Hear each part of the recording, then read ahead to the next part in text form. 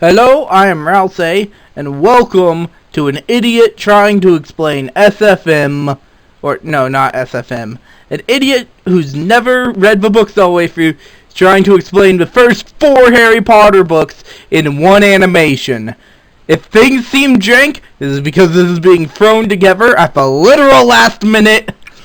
So brace yourself, because I don't have any Harry Potter models. Part 1. The Boy Who Lived. So as you see, we have Harry Potter in his cradle, represented by the baby doll and the prison bed, because that's literally all I got to work with here. In walks Voldemort, represented by Alistair from Hazbin Hotel, and Voldemort, previously off-camera, killed Harry Potter's parents, and now he's come to finish the job. Oh no! All hope seems lost for the baby in the cradle. Will Voldemort kill him? Voldemort attempts to kill the baby. But due to the power of love that Harry Potter's mother had for him, Harry Potter is able to survive the would-have-killed-him attack. And this plot armor Deus Ex Machina ends up stamping Voldemort's attack return to Cinder, and thus Voldemort dies. Poor Harry Potter, once his parents were dead. Simple! He moved in with his aunt and uncle on his mother's side of the family. The Dursleys, represented by Waluigi and Princess Waluigi. You can tell which one is Mr. Vernon Dursley and which one's Petunia Dursley. They hated magic. Like, anything strange happened, they would blame poor old Harry Potter. He had to live in a garbage can. Not really, he lived under a thing, but for sake of illustration, I'm using a garbage can! And, yeah, they much more loved their boy, Dudley, who is an absolute... But luckily for Harry Potter, escape came in the form of Hogwarts. You see, he had recently, through a chain of events involving owls, essentially pulling a Jehovah's Witness, Harry Potter joined a wizard school for people with magical powers, wherein he met some of his closest and treasured friends. Ron Weasley, represented by Iron Man, classic. Hermione Granger, represented by some random Fortnite skin I pulled off of my shoe, and Harry Potter, represented by Jotaro Joestar. The 3 of them were fast friends and were a trio of idiots who would find themselves in many colorful adventures.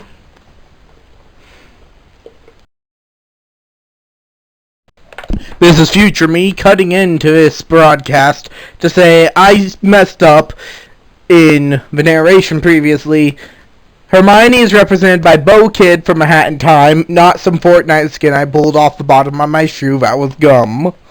And it's Jotaro Kujo, not Jotaro Joestar, because his mom was a Joestar before her name changed during their marriage with his father. So, yeah. Got that wrong. Sorry. Back onto the video.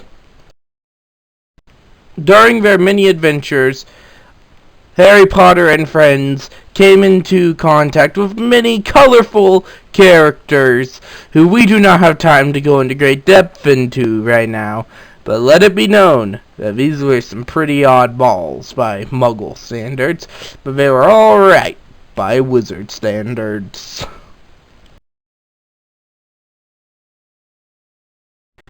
Harry Potter, after going through a gauntlet of trials with help of Ron and Hermione, found himself face to face on a quest to find a magic rock with the Defense Against the Dark Arts teacher who has secretly been possessed by the ghost of Voldemort, who tried to kill him. This Defense Against the Dark Arts teacher, fulfilling the ghost in his head's request, attempts to kill Harry Potter.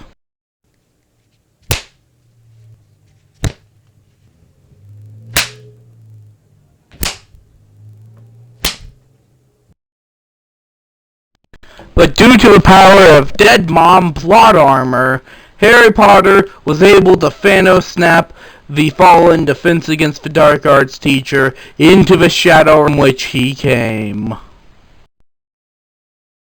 Due to time constraint, we are about to lightning round our way for the next 3 books. But please note, if there's any major plot points, I'll cover them, along with the themes and all that good stuff. But Dead Mom plot armor comes up a lot to save good old Harry Potter.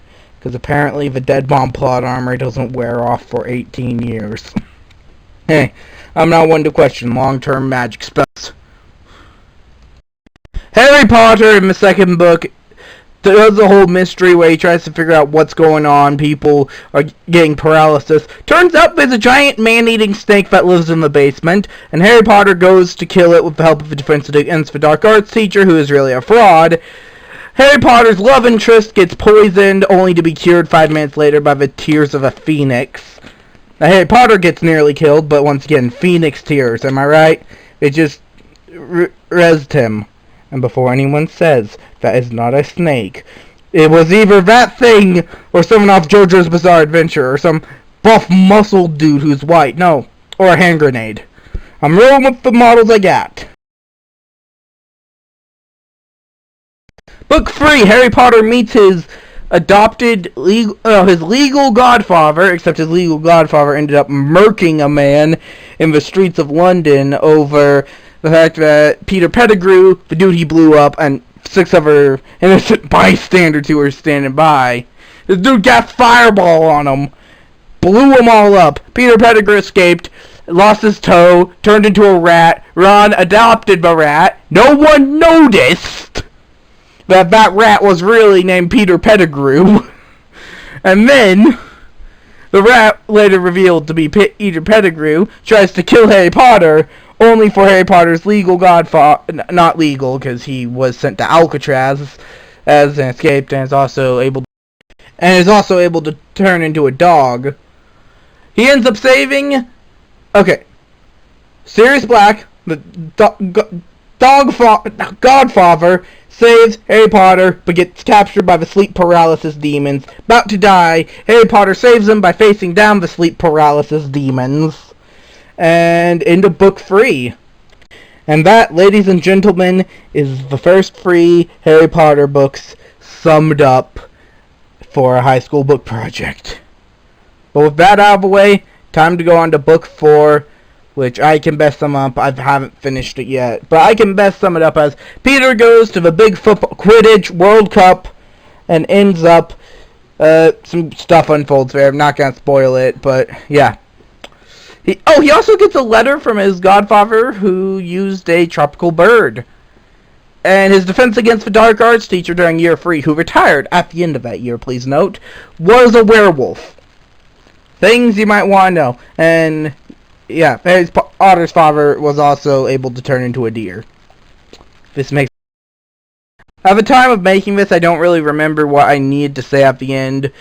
But here are the themes. So it's about a world made entirely of magic. Themes that no matter what happens to you, you can still pull through. What else? Recurring characters would be Sirius Black, Harry, Ron. There's like entire subplots involving Harry falling in love with Ron's sister and that kind of thing. Like I had to cut a lot out. Like the Defense Against the Dark Arts teacher had a whole arc. Lots of characters of arc. The potion making teacher's an absolute lovely person. Like if you got the time, sit through and read the books. And I would like to point out that for the basilisk model was from Legend of Zelda Twilight Princess and was used for the big dragon boss towards the end of the game. I just scaled it up and had its head poking out of the ground. That's why it looked so bad.